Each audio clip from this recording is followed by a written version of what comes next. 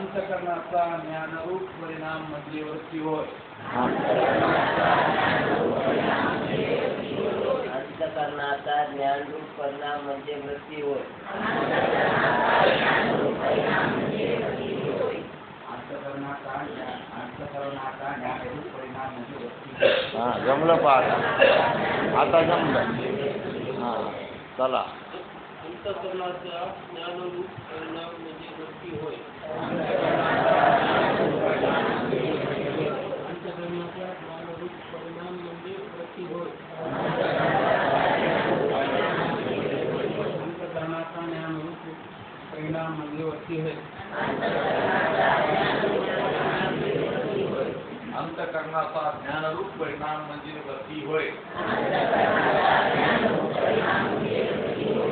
अंतःकरणाचा ज्ञानरूप परिणाम म्हणजे वृत्ती होय.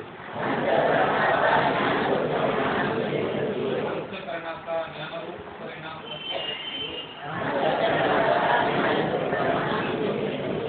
अंतःकरणाचा ज्ञानरूप परिणाम म्हणजे वृत्ती होय.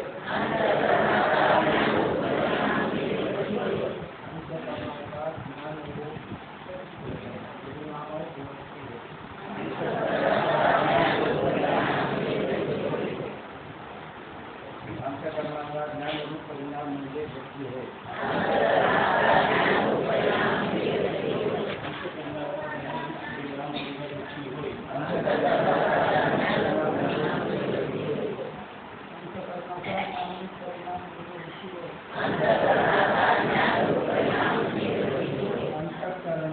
ज्ञानरूप परिणाम म्हणजे वृत्ती होय. अंतःकरणाचा ज्ञानरूप परिणाम म्हणजे वृत्ती होय. अंतःकरणाचा ज्ञानरूप परिणाम म्हणजे वृत्ती होय. अंतःकरणाचा ज्ञानरूप परिणाम म्हणजे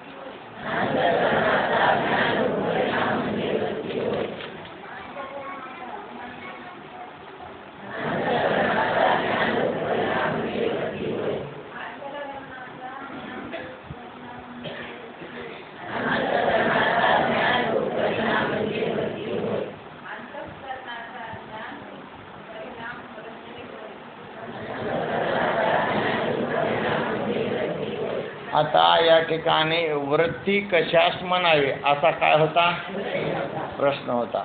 वृत्ती कशास म्हणावी. आता या प्रश्नाचं उत्तर आपल्याला काय झालं सापडलं ना. कशाला म्हणायचं वृत्ती. या पहिल्या प्रश्नाचं उत्तर आपल्याला सापडलं. आता आणखीन 2 राहिले प्रश्न ते पुढे लागतील पुन्हा. सध्या आपल्याला हे सापडलं वृत्ती कशास म्हणावी. अंतःकरणाचा किंवा अज्ञानाचा ज्ञानरूप परिणाम म्हणजे वृत्ती असं वृत्तीचं लक्षण ठरलं. आता सांगा गिरजाबाई.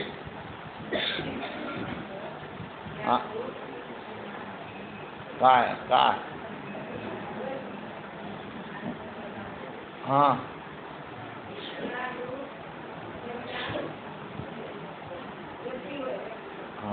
झालं. गिरजाबाईला पाठ झालं. बस सगळ्याला पाठ झाला आता.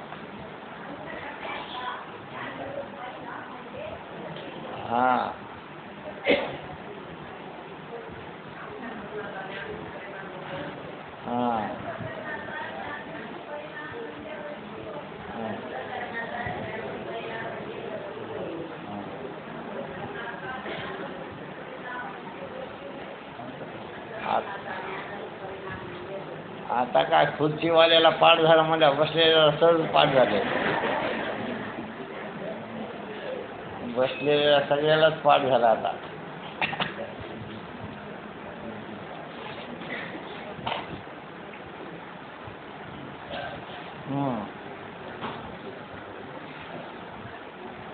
हे वृत्ती ज्ञान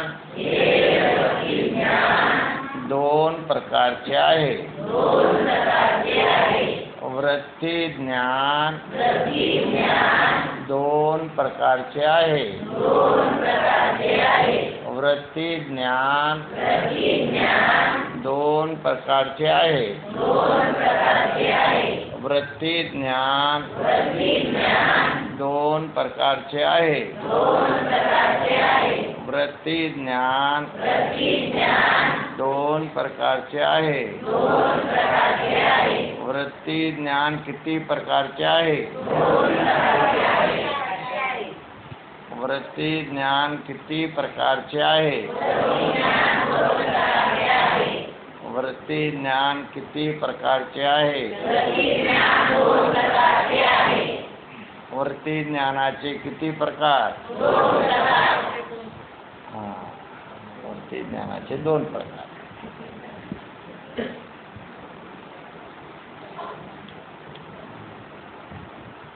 म्हणा प्रमारूप प्रमारूप प्रमारूप आणि अप्रमारूप.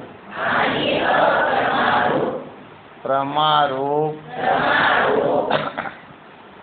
अप्रमारूप प्रमारूप अप्रमारूप प्रमारूप अप्रमारूप. वृत्ती ज्ञान किती प्रकारचे? दोन प्रकार कोणते?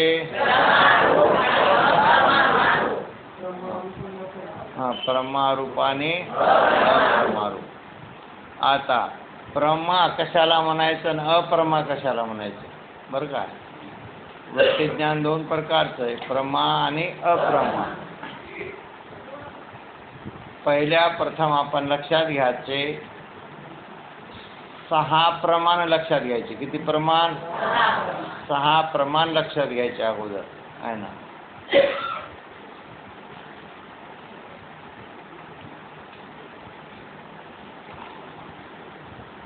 म्हणा शब्द प्रत्यक्ष प्रमाण प्रत्यक्ष प्रमाण प्रत्यक्ष प्रमाण. प्रत्यक्ष प्रमाण कशाला म्हणायचं? डोळ्यानं पाहणं, कानानं ऐकणं, जिभेनं रस घेणं, नाकानं गंध, त्वचेनं स्पर्श.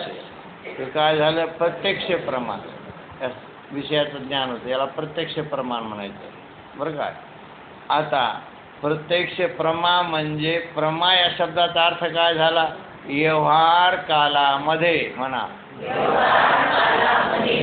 व्यवहार कालामध्ये ज्या ज्ञानाचा बाद होत नाही, म्हणजे खोटं ठरत नाही. व्यवहार कालामध्ये जे ज्ञान खोटं ठरत नाही त्याला प्रमा ज्ञान म्हणायचं. म्हणजे खरं खरं शब्द आला त्याचा. तिथं आपण व्यवहारात काय म्हणतो? खरं आणि खोटं. ते खरं ज्ञान असतं. प्रमाणापासून झालेलं ज्ञान कसं आहे? खरं ज्ञान आहे. म्हणजे या ज्ञानामध्ये व्यवहार कालामध्ये गलती होत नाही, व्यवहार चांगल्या पद्धतीनं होतो प्रमाज्ञानानं. असे 6 प्रमाण आहेत. किती? हे झालं प्रत्यक्ष प्रमाण. आता दुसरं शब्द प्रमाण. कोणतं आहे दुसरं? शब्द प्रमाण. म्हणा प्रत्यक्ष प्रमाण, शब्द प्रमाण, प्रत्यक्ष प्रमाण, शब्द प्रमाण. आता शब्दानं सुद्धा काय होतंय? ज्ञान होतंय. शब्दानं काय होतंय? ज्ञान होतंय.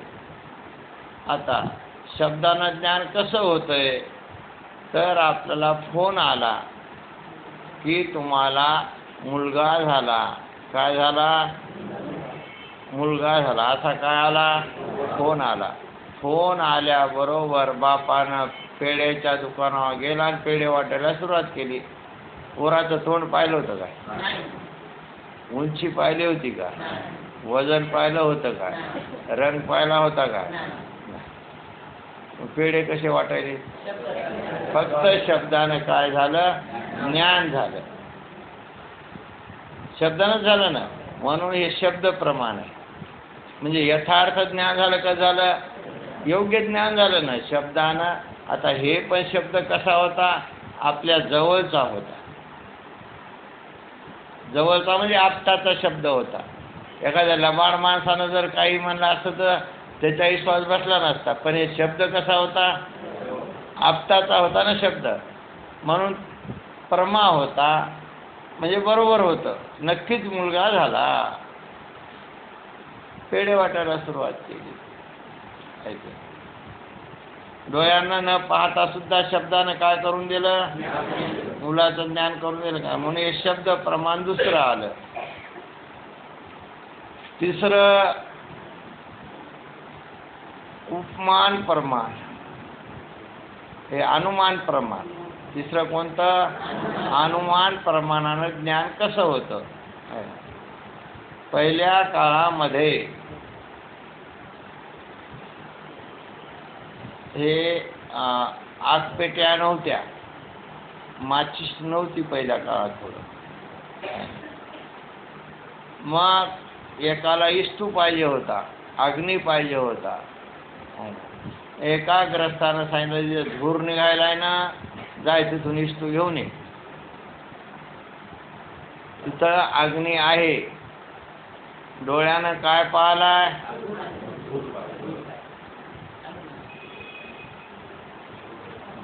धूर पाहिलाय ना डोळ्यानं.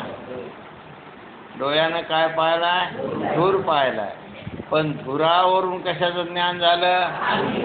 अग्नीचं ज्ञान झालं. याला काय म्हणायचं? अनुमान प्रमाण. मग अग्नी भेटला का नाही भेटला? तिथं भेटला. म्हणजे यथार्थ ज्ञान झालं कसं झालं? धुरावरून जरी झालं तर पण ज्ञान कसं झालं? अग्नी सापडला. किती झाले? 3 झाले. हे प्रमाण 3 प्रमाण झाले. आता 4थं प्रमाण उपमान प्रमाण. कोणतं? उपमान प्रमाण आहे ना. तर एका ग्रस्तानं विचारलं गवई कसा असतंय? गवय म्हणजे प्राणी आहे, पशु आहे, जंगलामध्ये राहतं ते आहे ना. त्यानं कधी पाहिलं नाही, पण शब्द ऐकण्याचा गवय गवय गवय. मग एकाने विचारलं गवय कसा असतंय? तर सोने महाराजांना सांगितलं गाईसारखं असतंय. त्याला काय एवढं? गवय कसं असतंय? गाईसारखं असतंय. म्हणून आता गाय तर सगळ्यांना पाहिलेलीच होती आहे ना. मग हा जंगलात गेल्याच्या नंतर गायीची उपमा दिली. गवयाला कशाची उपमा दिली? गायीची. मग गायीवरून गवयाचं काय झालं? ज्ञान झालं. उपमान, त्याला काय म्हणायचं? उपमान प्रमाण.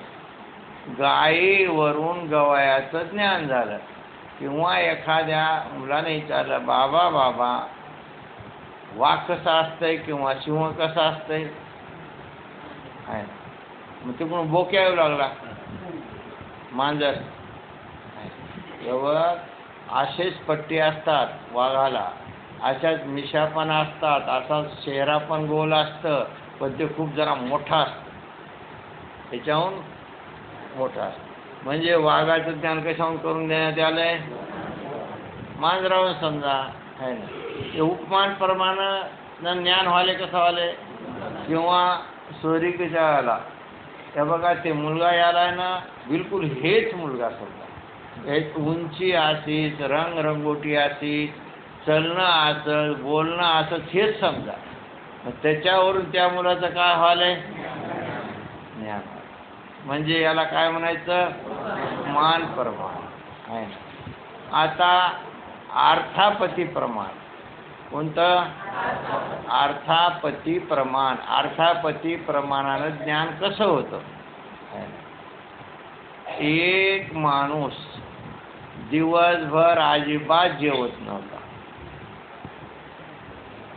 पण गब्बूच्या गब्बू होता, लठ्ठ होता, मस्त होता, पण दिवसभर जेवत नव्हता. मग तिचा अर्थापती काढली. काय काढली? अर्थापती काढली. हे दिवसभर जेवत नाही आणि लठ्ठ तर आहे. त्याची लठ्ठता सांगायला लागली की रात्रीच्याला जेवतात. केव्हा जेवत असं? रात्री. त्याच्या अर्थापती लठ्ठतेवरून अर्थापती काढली की हा दिवसभरही जेवत नसला तरी रात्री जेवतो. किंवा दुसरी अर्थापती, हा मनुष्य काम धंदा काही करत नाही, कारमध्ये मस्त फिरतं, खातं पितं, काम धंदा काही करीत नाही, गप्पा छप्पा मारतं आणि कारमध्ये फिरतं. याच्याहून अर्थापती काय काढली? का हा मनुष्य श्रीमंत घरचा आहे. हा मनुष्य श्रीमंत घरचा आहे. ती काय निघाली? अर्थापती निघाली. म्हणजे बरोबर निघालं नाही का? मग विचारलं, हो ते मला आहे, मी श्रीमंत. बरोबर आहे. आता किती झाले? आता 6वं, तुमच्या खिशामध्ये पैसे नाहीत. तुमच्या खिशामध्ये पैसे नाहीत. हे ज्ञान तुम्हाला कशानं झालं?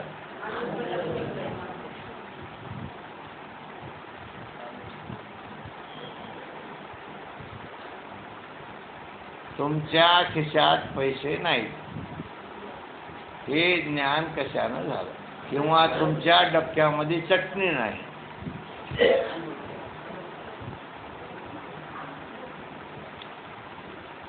म्हणजे नाही म्हणजे अभाव, म्हणजे उपलब्ध नाही. उपलब्ध नाही, ती वस्तू उपलब्ध नाही. म्हणजे याला स्पेशल अनुपलब्धी प्रमाण मानलेले. कोणतं मानलंय? अनुपलब्धी प्रमाण. आता अनुपलब्धी प्रमाणाचा एक प्रकाश आहे, अर्थापतीचा एक प्रकाश आहे, शब्द प्रमाणाचा एक प्रकाश आहे, उपमान प्रमाणाचा एक प्रकाश आहे, अनुमान प्रमाणाचा एक प्रकाश आहे आणि प्रत्यक्ष प्रमाणाचा, असे 6 प्रकाश पहिल्या स्टेपला आहेत. एका प्रमाणानं त्या समोरच्या पदार्थाचं ज्ञान कोण्या रीतीनं होतंय हे आपल्याला वृत्ती प्रभाकराचे 6 प्रकाशानं ज्ञान होणार आहे. आता हे लक्षात घ्या. प्रत्यक्ष प्रमाणानं कसे ज्ञान होतात? आता उदाहरणार्थ ही वस्तू आहे, या वस्तूचं ज्ञान किती प्रकारानं होतं? आपल्याला लय झालं तर एक प्रकार माहीत आहे, पण शास्त्रानं 3-4 प्रकारानं या वस्तूचं ज्ञान होतं. किती प्रकारानं? अशी गोष्ट. आता उदाहरणार्थ हे काय? कपडा आहे. हे कपडा आहे. हे कपडा आहे. हे ज्ञान तुम्हाला कशानं झालं? डोळ्यानं झालं ना. डोळ्यानं पाहिलं, ज्ञान झालं आहे ना. आता रंगाचं ज्ञान कशानं झालं? आता रंगाचा आणि वस्त्राचा कोणता संबंध आहे? या रंगाचा आणि वस्त्राचा कोणता संबंध आहे?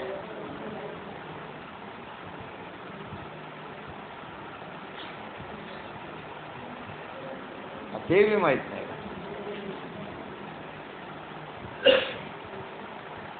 रंगाचा आणि वस्त्राचा कोणता संबंध आहे?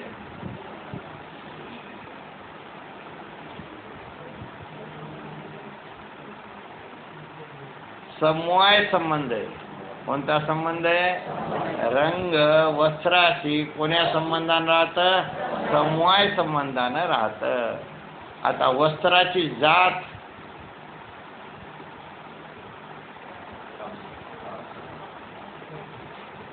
असे काय तर ज्ञान आहे तर पा.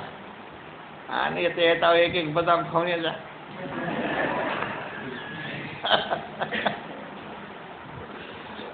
म्हणजे सूक्ष्म ज्ञान आहे तर कसे येतं आता आपलं एवढंच माहीत आहे.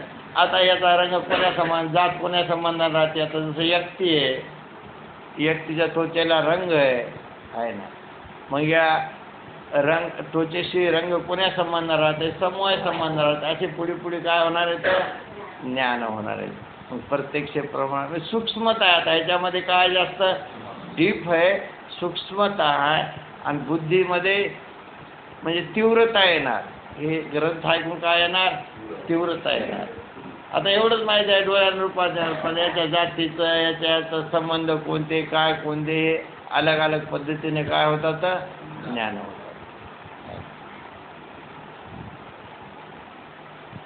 मग एकाने मला प्रश्न केला, हे बाहेरच्या ज्ञानानं आपल्याला काय गरज आहे.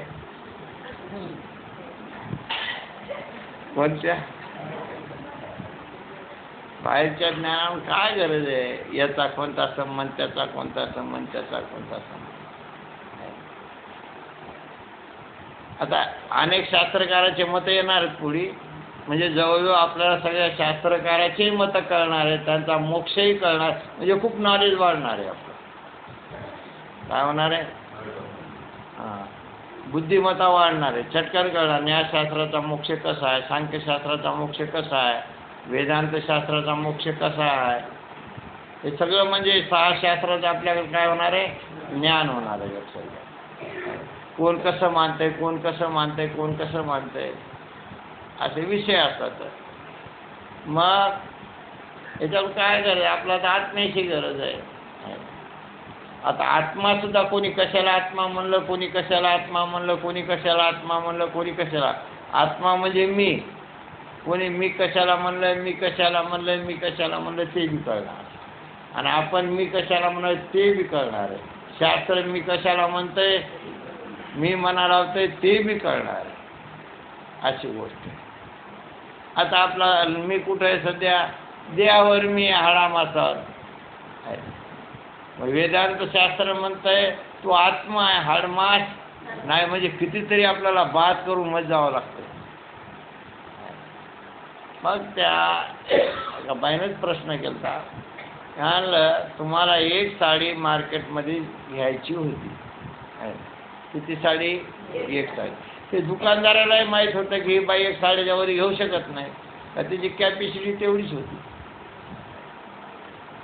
मग एक साडी घ्यायची तर मग एवढा मोठा ढीग कशाला घातला दुकानदारानं. हां साडी एकच घ्यायची तर एवढा ढीग कशाला घातला. बरं दुकानदाराने घातला स्वतः होऊन लगे, एवढा कामून घातला. त्या बाईलाही माहीत मला एक साडी घ्यायची, दुकानदाराला माहीत आहे एकच साडी घेणार आहे बाई. एवढ्या साड्याचं काय काम होतं तिथं.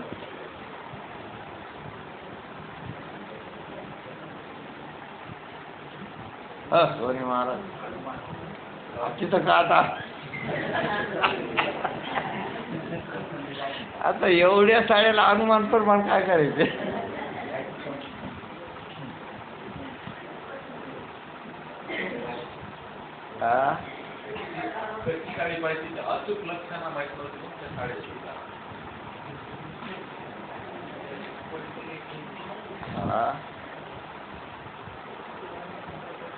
साडी एकच घ्यायची होती, एवढ्या साड्या टाकल्या तर काम.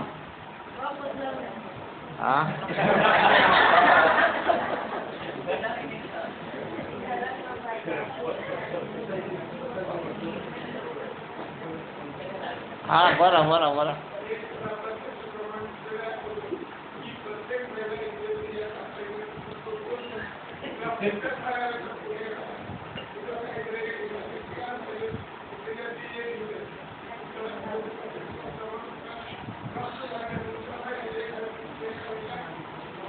विषय एवढाच आहे, दुकानदाराला माहीत आहे बाई एकच घेणार, बाईला माहीत आहे मी एकच घेणार. एवढ्या साड्याचं काय काम आहे, प्रश्न एवढाच आहे. आता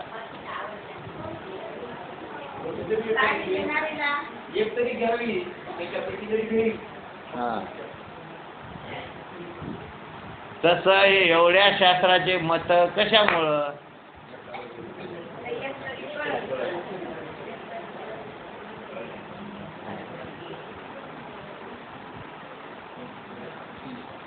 बरं, दुकानदारानं आपल्या दुकानामध्ये माल कंपनीतून चांगला म्हणून मागिला का बेकार म्हणून मागिला? चांगला म्हणून मागिला. चांगला म्हणून मागून एवढ्या साड्या टाकल्या, कमाल आहे. मग आता लक्ष करा,